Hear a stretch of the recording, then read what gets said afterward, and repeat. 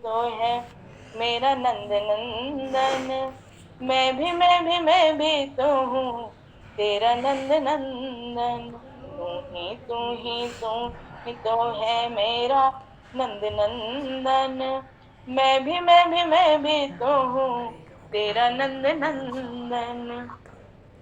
माना मैं हूँ सब विधि दोष नंद नंदन। माना मैं हूँ सब विधि दोष नंद नंदन। तू तो है कृपालो कृपा करो नंद नंदन।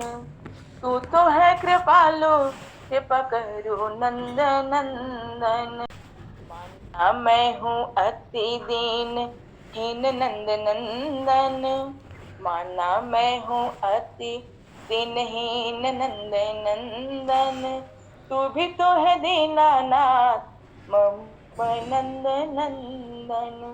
तू ही तो है मेरा नंद नंदन। मैं भी तो हूँ तेरा नंद नंदन। वृंदावन बिहारी लाल की जय। बोल सरकार की जय। जय जय श्री राधे, जय जय श्री राधे।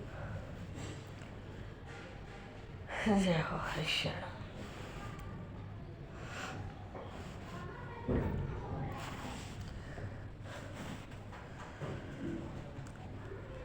अनंत कोटि ब्रह्मांड नायक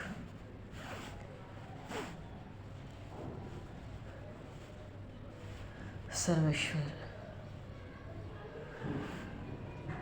पूर्ण ब्रह्म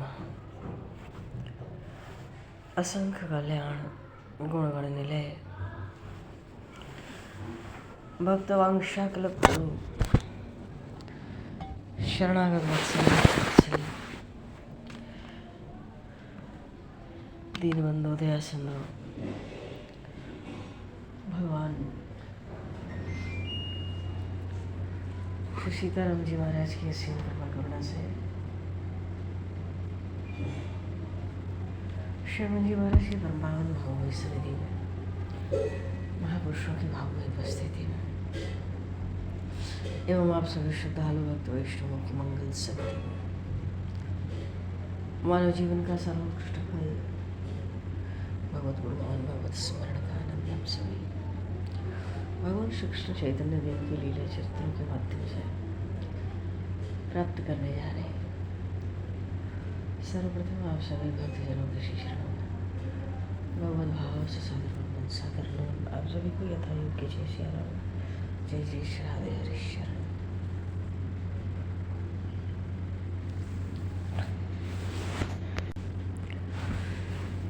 वंशी विभूषित वरान्नवनीरदाभात् पीताम्बरादरुणबिम्बफलाधरुष्ठात्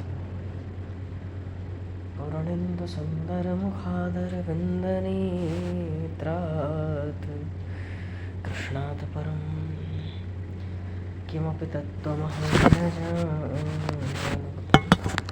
कृष्णात् परं किमपि तत्त्वमहं न जाने। हरिशरण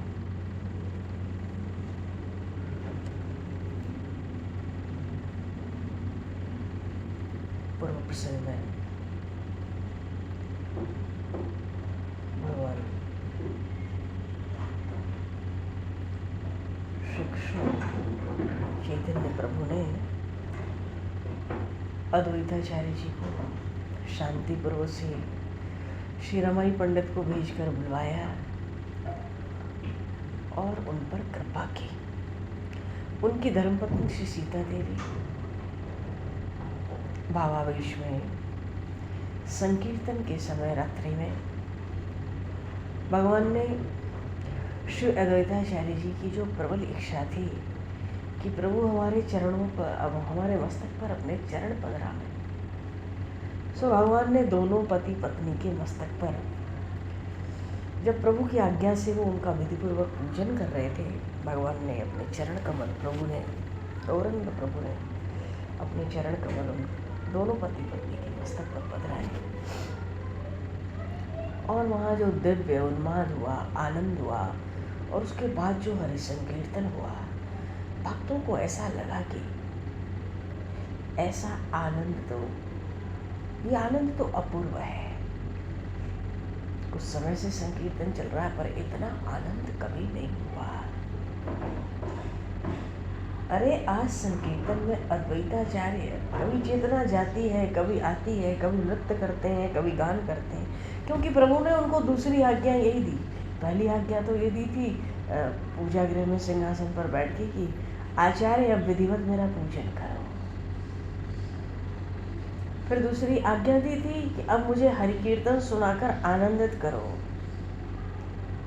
और उसी हरि कीर्तन में गौरांग प्रभु ने पति पत्नी के दोनों के मस्तक पर अपने चरण पधराए और फिर जो चरण का स्पर्श हुआ, उस स्पर्श मात्र से तो जो उन्माद हुआ, वहाँ जो स्थिति हुई आचार्य की, वो उस संकीर्तन में अपूर्व आनंद प्रदान कर रही थी। सबका आनंद अपूर्व है, सब उन्माद में है, सब अपने अपने बाजे बजा रहे हैं, तरह तरह से गा रहे हैं, पीछे पीछे चिल्ला चिल्ला कर। इसी तरह से जब वहाँ नित्यानंद प्रभु विराजमान है, किसी तरह से जब प्रभु की कृपा से अद्वैताचार्य को थोड़े प्रकृतिस्थ हुए, मानो थोड़ा बाह्य ज्ञान हुआ,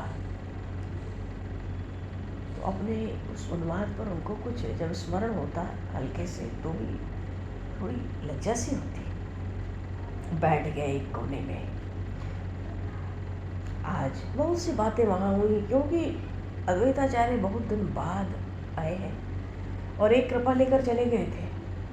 क्यों? श्याम सुंदर के दर्शन करने, सिंहासन पर विराजमान गौरांग प्रभु के दर्शन तो हुए, चरण भी पधराए, कृपा भी पूरी मिली, स्पर्श भी मिला, कीर्तन का वो महान सुख कृष्ण प्रेम भी पूर्णतः प्राप्त हुआ। पर एक बात और थी, इनके इष्ट देव है श्याम सुंदर अद्वैताचार्य प्रभु। ये नवद्वीप से सब कृपा प्राप्त करके फिर शांतिपूर्वक गए पत्नी को लेकर। क्यों? मन में था कि मुझे मेरे इष्ट देव ने मेरे इष्ट स्वरूप से दर्शन नहीं दिया, तो पूरी कृपा नहीं है अभी। क्यों? श्रीवास पंडित के इष्ट है श्री नरसिंह भगवान, उसको नरसिंह आवेश किया उसके घर में, और मुरारी गुप्त के यहाँ वराह आवेश किया। मेरे सामने तो कोई आवेश नहीं, बस आवेश में सिंहासन पर बैठे हैं। मालूम पड़ रहा है देखने में तो गौरांग हैं, पर वो साक्षात स्वरूप दिख नहीं रहा है। पर उनकी वाणी, उनका तेज हजारों सूर्य से बढ़कर तेज था, घर के बाहर तक वो तेज था। इतना तेज था अद्वैताचार्य देहली पार नहीं कर पा रहे थे, गिर पड़े थे। भक्तों ने उठाकर कंधे पर उनको अंदर ले गए थे। पर वो गौरांग प्रभु का ही दर्शन था उस दिन, जिस दिन कृपा हुई। इसलिए शांतिपुर चले गए कि मुझे अपने इष्ट देव श्याम सुंदर का दर्शन नहीं हुआ। और ये दर्शन उस दिन वो हर कीर्तन में चाहते थे। क्यों? वो जानते हैं प्रभु के अधीन सब कुछ है, ये सर्वसमर्थ है। तो कैसे चाहते थे? जब गौरांग प्रभु ने भावावेश में सिंहासन से कहा, अरे आज संकीर्तन में सीतापति विराजमान है, मुझे तो कोई भय नहीं, जिसको भय हो सो हो। तो अद्वैताचार्य जी ने थोड़ी देर बाद कह दिया था कि प्रभु मुझे तो यहाँ रघुनाथ कहीं दृष्टिगोचर नहीं हो रहे हैं, पर यदुनाथ हो रहे हैं। मानो ये संकेत कर दिया कि मैं जानता हूँ आप श्री कृष्ण के अवतार हैं। तो यदुनाथ तो हो रहे हैं, पर इष्ट स्वरूप तो श्याम सुंदर है, वो दर्शन तो नहीं मिला। इसलिए दोबारा शांतिपुर से आए हैं। तो श्रीवास पंडित ने कहा कि प्रभु आप तो सर्वसमर्थ हैं। प्रेमोन्माद की स्थिति में भक्तों को कितना अपूर्व आनंद आज प्राप्त हुआ, ये तो अनिर्वचनीय है। पर प्रभु आपके श्री चरणों में निवेदन करता हूँ कि आचार्य को भगवान श्याम सुंदर के स्वरूप का दर्शन करने की इच्छा है, प्रबल इच्छा है। और प्रभु आप सर्व समर्थ हैं। अच्छा, श्रीवास पंडित का घर है, वही पूजा का घर है, वही भगवान का सिंहासन है जहाँ गौरंग प्रभु बैठे। और श्रीवास पंडित मानो उनकी पैरवी कर रहे हैं। आज अद्वैत प्रभु आए हैं शांतिपुर से, तो मानो इनको पूरा लाभ मिल जाए, क्योंकि भावावेश में तो आपने बहुत से अवतार धारण किए। कहा नहीं श्रीवास पंडित पर समझते हैं, ये आए हैं शांतिपुर से, इनको भी श्याम सुंदर के दर्शन हो जाते हैं। तो श्रीवास पंडित ने कह दिया, क्यों श्रीवास पंडित की तो वो भतीजी थी नारायणी, जिसको बुलाकर प्रभु ने कह दिया था, श्रीवास तुम डरते क्यों हो?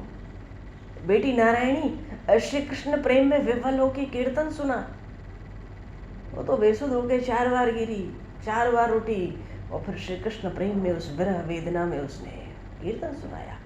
तो महाप्रभु ने उस समय कहा था, श्रीवास मैं इसी तरह से सत्संग के संकीर्तन के विरोधियों से और मुसलमानों से भी, पशु पक्षियों से भी, पेड़ पौधों से भी संकीर्तन कराऊंगा। तो श्रीवास पंडित को वो चीज, वो आवेश, वो भी नरसिंहावेश में, वो भूलता तो है नहीं, वो विस्मरण होने की चीज तो है नहीं। तो आज सोचते हैं सबको सबके इष्ट के रूप में दर्शन देते हैं। अद्वैताचार्य सीता देवी के साथ पधारे, तो कृपा करके आप उनको, इनके इष्ट देव श्याम सुंदर का दर्शन इनको करा देते। प्रभु आप तो सर्वसमर्थ हैं।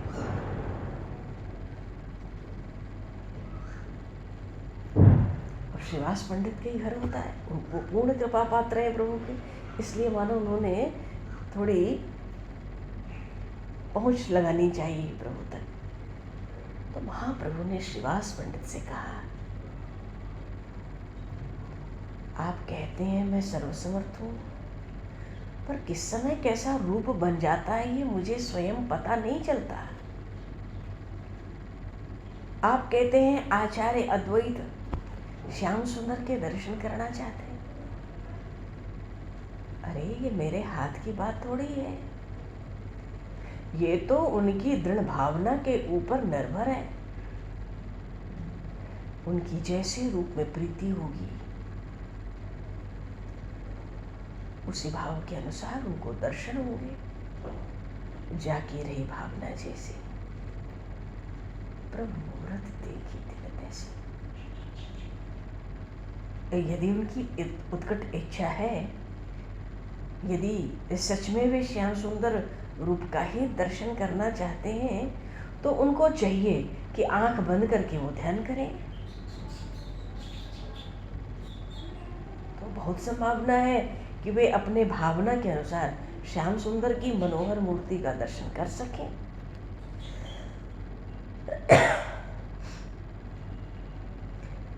तो प्रभु की ऐसी बात सुनकर अद्वैताचार्य जी को कुछ संदेह और कुछ परीक्षा, दोनों भाव था। उन्होंने आंख बंद कर ली, पर थोड़ी ही देर में भक्तों ने देखा अद्वैत आचार्य मूर्छित होकर पृथ्वी पर गिर पड़े। और जब पीछे से भक्तों ने उनके श्रीअंग को, शरीर को स्पर्श करके देखा, तो उस शरीर में कुछ भी चेतना मालूम नहीं पड़ी। मानो न तो धड़कन चल रही है, न श्वास। सब व्याकुल होने लगे।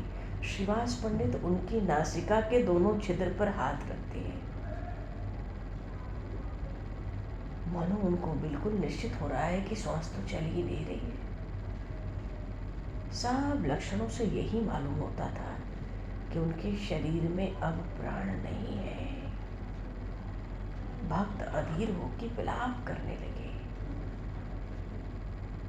और एक बात थी, नित्यानंद मुस्कुरा रहे थे और उनके मुखारविंद की ओर देख रहे थे अद्वैताचार्य के। क्यों? चेहरे की कांति सबको आश्चर्य में डाल रही थी। शरीर में धड़कन नहीं, हृदय में श्वास नहीं, पर चेहरे पर जो तेज और कांति है, प्रत्यक्ष तेज चमकता था। पूरा शरीर रोमांचित हो रहा था। भक्त आश्चर्य करने लगे। श्रीवास पंडित ने घबराहट से प्रभु से पूछा, अब प्रभु, आचार्य की ये दशा कैसे हो गई? न जाने क्यों इस प्रकार वो मूर्छित हो गए। उनको तो न कोई होश है, न चेतना है, न श्वास है, न प्राण है। प्रभु ने कहा, आप लोग किसी प्रकार का भय न करें। मालूम होता है आचार्य को हृदय में अपने इष्ट देव के दर्शन हो गए हैं। बोलिए श्री श्याम सुंदर भगवान की, श्री चैतन्य महाप्रभु की।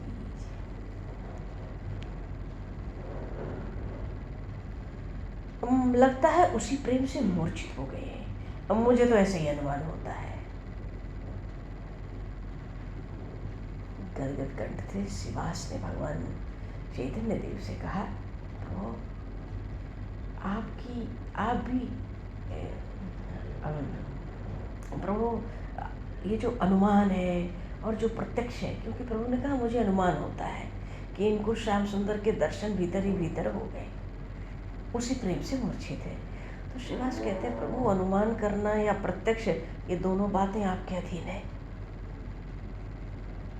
आचार्य सौभाग्यशाली हैं, जो इच्छा करते ही उनको आपके श्याम सुंदर रूप के दर्शन हो गए। पर प्रभु, हम तो हतभाग्य हैं, जो हमें इस प्रकार का कभी सौभाग्य प्राप्त नहीं हुआ। कोई बात नहीं प्रभु, अपना अपना भाग्य ही तो है। न तो हमें किसी और रूप का दर्शन हुआ, पर कोई बात नहीं प्रभु, हमारे लिए तो आपका ये जो गौर रूप है ना, यही अभिष्ट है। पर अब ऐसा अनुग्रह कीजिए जिससे आचार्य को होश आ जाए। सब भक्त व्याकुल हैं, रुदन भी कर रहे हैं, और जो रुदन करते हैं उनको आचार्य के श्रीमुख का तेज दिखाया जाता है तो वो चुप हो जाते हैं, आश्चर्य से देखते हैं, इतना तेज।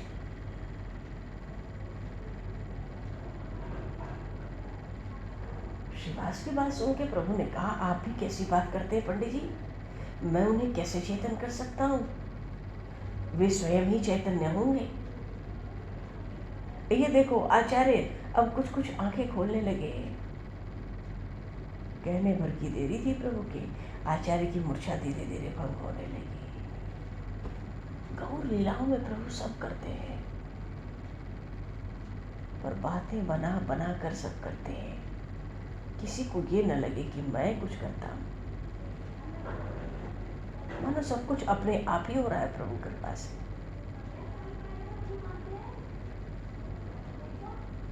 धीरे धीरे स्वस्थ हुए द्वैताचार्य। तो श्रीवास पंडित ने पूछा, आचार्य क्या देखा?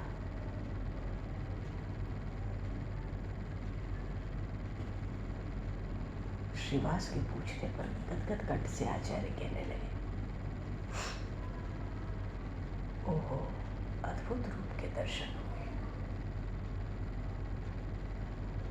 वे ही श्याम सुंदर, बनवारी, पीतपटधारी, मुरली मनोहर मेरे सामने प्रत्यक्ष प्रकट हुए। पर श्रीवास, मैं तुमसे सत्य कहता हूं, मैंने प्रत्यक्ष देखा स्वयं गौरांग ने ही ऐसा रूप धारण करके मेरे हृदय में प्रवेश किया और अपनी मंद मंद मुस्कान से मुझे बेसुध सा बना लिया। अब मेरा मन अपने अधीन नहीं रहा। उस माधुरी का, उस सौंदर्य राशि का पान करने में तो ऐसा मैं तल्लीन हो गया कि अपने आप को ही खो बैठा।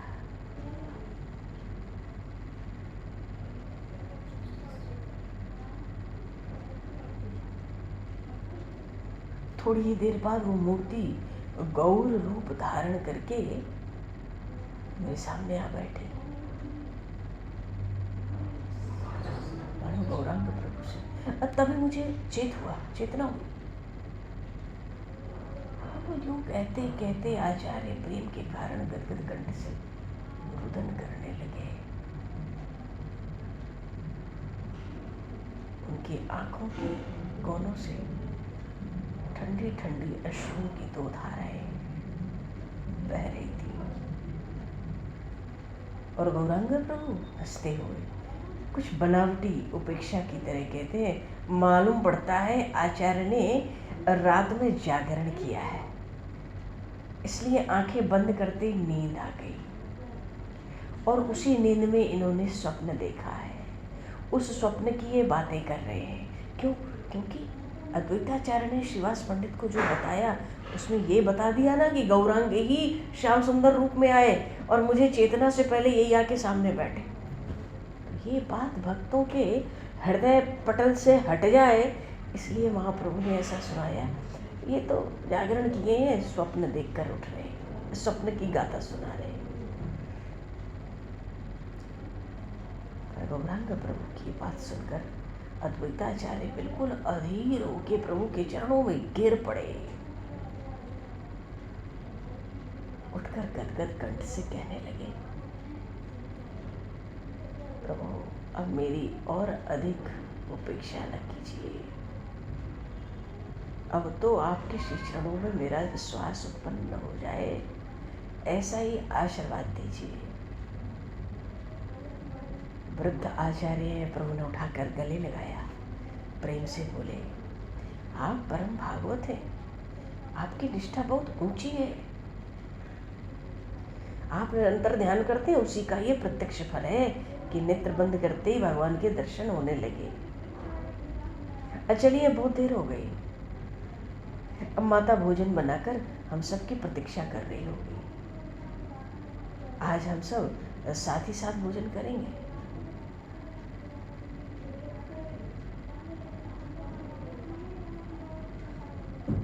प्रभु की आज्ञा हुई। श्रीवास के साथ अद्वैत आचार्य भी आज महाप्रभु के घर चलने को तैयार हुए हैं। घर पहुंचकर प्रभु ने देखा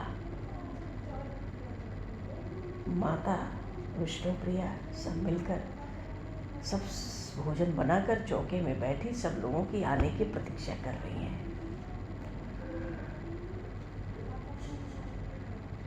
तो प्रभु ने जल्दी से हाथ पैर अपने धोए, फिर अद्वैताचार्य के श्रीवास पंडित के पैर स्वयं धुलाए और उन्हें बैठने को सुंदर आसन दिया स्वयं अपने हाथों से।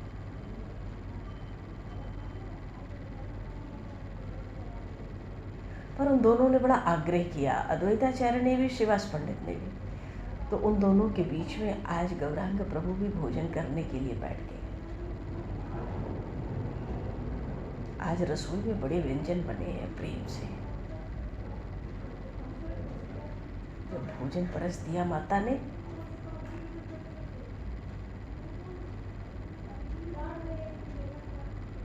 तो उन दोनों पंडितों आचार्यों ने भगवान को अर्पण करके तुलसी की मंजरी पड़े हुए उन सभी जो पकवान व्यंजन बने थे बड़े प्रेम के साथ पाया।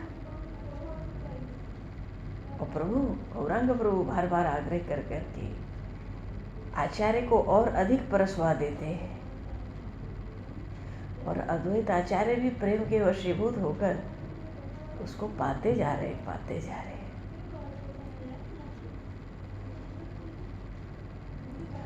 मानो उस दिन तीनों ने ही अन्य दिनों की अपेक्षा बहुत अधिक भोजन किया, प्रेम में आनंद में एक दूसरे के। श्रीवास पंडित, अद्वैत आचार्य और गौरांग प्रभु। उस भोजन में तो चारों ओर से प्रेम ही प्रेम भरा था।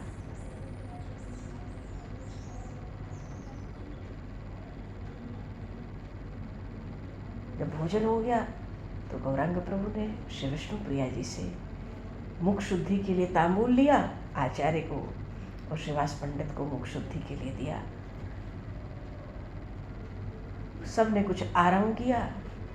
थोड़ा आराम करके आचार्य और पंडित जी गौरांग प्रभु की आज्ञा लेकर अद्वैत तो फिर से शांतिपुर गए और श्रीवास पंडित अपने घर को चले गए।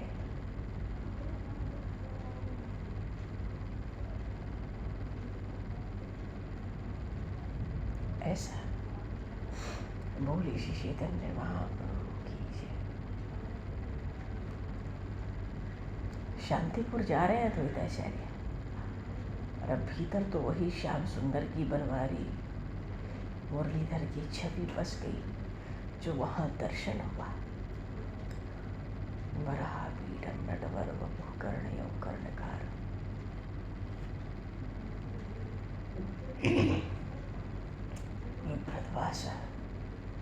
विभ्रतवास कनक कवच,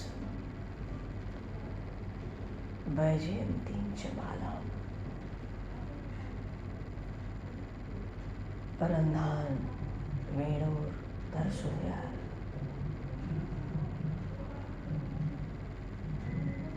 पूरयन् गोपवृन्दैः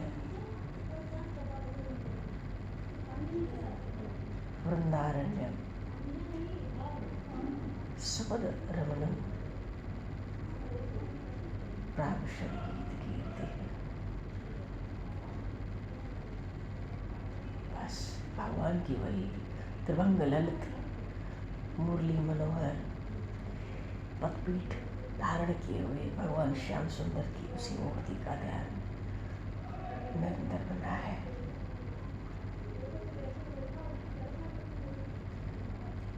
प्रभु का दर्शन पाकर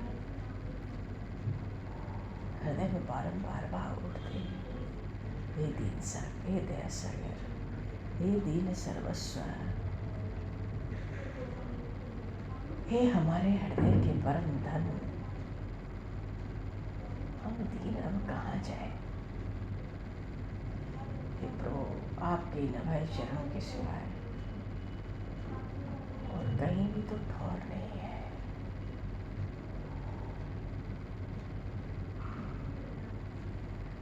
अब बहुत भटके, बहुत धक्के खाए, बहुत देखा, और नाथ कहीं कोई ठौर ठिकाना नहीं लगा।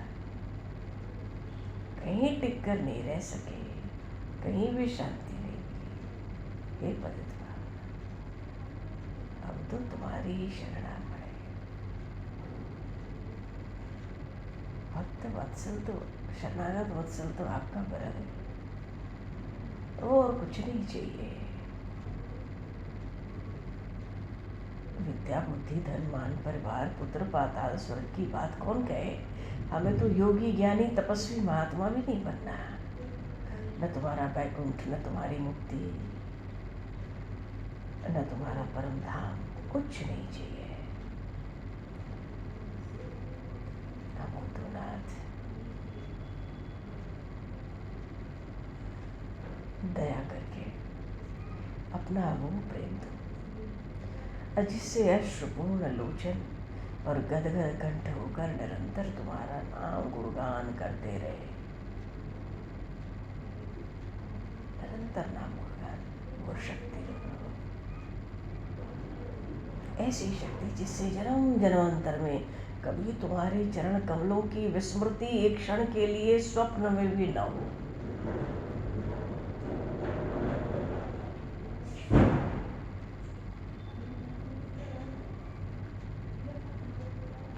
तुम्हारा नाम लेते ही आनंद से भर जाए, और तुम्हारी इच्छा से जहाँ जिस योनि में जन्म हो, तुम्हारी ही छत्र छाया में पड़े रहे। तो चित्त की वृत्तियाँ सदा बिना कारण आपकी तरफ दौड़ती रहे,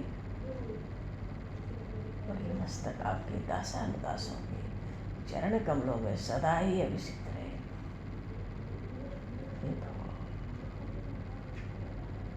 अपनी धर्मपत्नी सीता देवी जी के साथ जा रहे हैं अद्वैत, शांतिपुर में जा रहे हैं, शांतिपुर रहेंगे।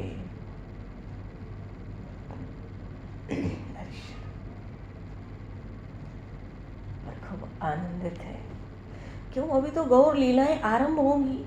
अभी तो भगवान चैतन्य महाप्रभु अभी परिकर तैयार कर रहे हैं। एक एक चेला बनाएंगे अलग अलग, सब पे कृपा करके। मुरारी गुप्त, श्रीवास पंडित, अब अद्वैत आचार्य, वो शुक्लांबर ब्रह्मचारी थे। तपन मिश्र को पहले ही काशी भेज दिया है कि आप जाओ, वहाँ जाकर महामंत्र का जप करो, और हम पीछे आएंगे काशी। और रत्नगर्भ भी गर्ग जी पे भी प्रभु ने कृपा कर दी है। और दो एक जो है नित्यानंद प्रभु आ ही गए हैं। ये तो चैतन्य महाप्रभु की भविष्य की होने वाली लीलाओं के आधार स्तंभ है, श्री नित्यानंद प्रभु और अद्वैत आचार्य। और बार बार कहते हैं प्रभु कि जिस अद्वैत, अरे जिसके लिए, जिस प्रयोजन से अवतार लिया है वो समय बहुत सन्निकट आ गया है। अभी तो एक एक परिकर पे कृपा कर करके सबको महाप्रभु अपना कृपा की दृष्टि तो कर रहे हैं, अपना बना रहे।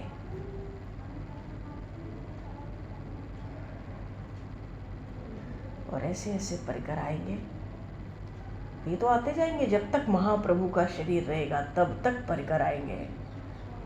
यहाँ तक कि जाने के बाद नरोत्तम ठाकुर जैसे आएंगे। वो भी श्री राधा रानी की नित्य सखी हैं नरोत्तम ठाकुर। हाँ, लोकनाथ ठाकुर जो बड़े भाई विश्वरूप के साथ चले गए, जिनका भी कुछ पता ही नहीं। फिर रूप गोस्वामी, सनातन गोस्वामी, गोपाल भट्ट, रघुनाथ दास,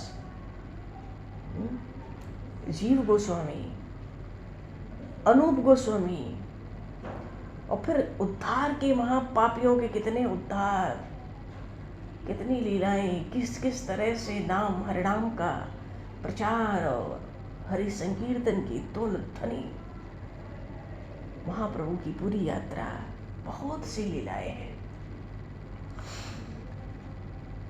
और भगवान अभी समय को दूषित करते हुए बोली श्री चैतन्य महाप्रभु की जय। श्री राम राजा सरकार की जय। श्री आदिवर कृष्ण भगवान की जय। श्री गुरु शंकर भगवान की जय। श्री हनुमान जी महाराज की जय। सब संतन की जय, सब भक्तन की जय, सब गुरुदेव भगवान की जय। भगवान अब समय को दृष्टित करते हुए अब आगे का प्रसंग आ गया। वाणी को विराम, वाक्य पुष्पांजलि प्रभु के श्री चरणों में सादर समर्पित। आप सभी को यथा योग्य जय श्री राम, जय जय श्री राधे, हरि शरणम, निताई गौर हरि बोल।